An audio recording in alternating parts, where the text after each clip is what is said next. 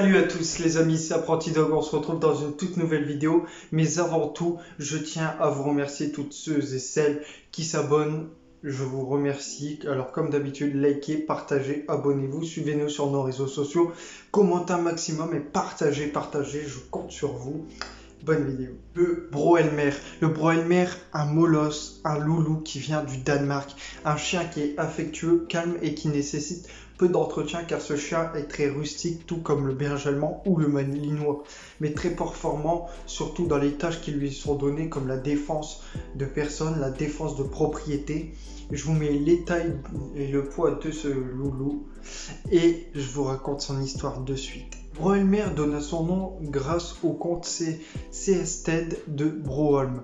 Ce chien-là a été utilisé pour la chasse aux cerfs, le gardinage de propriété et surtout au XVIIIe siècle. Et pendant toutes ces années au XVIIIe siècle, il gardait le château, c'est-à-dire que le chien était en promenade libre en permanence autour du château, autour de la propriété, pour justement garder le château ou peut-être les nobles résidaient et pour être sûr qu'il ne leur arrive rien.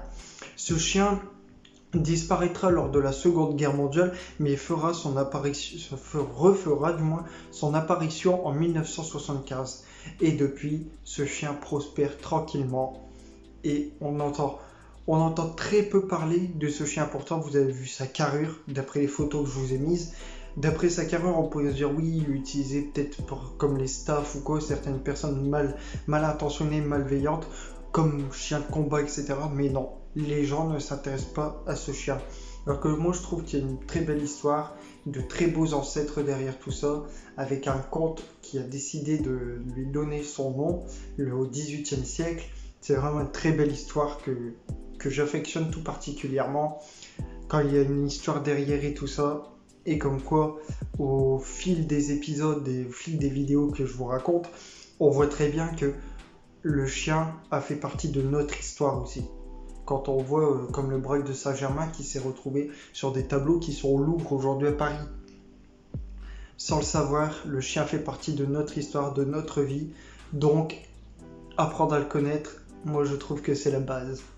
Donc si cette vidéo t'a plu, je t'invite comme d'habitude à liker, partager, t'abonner, partager un maximum, commenter un maximum, je te répondrai avec plaisir. Je te laisse, c'était Apprenti Dog, bonne soirée à vous tous.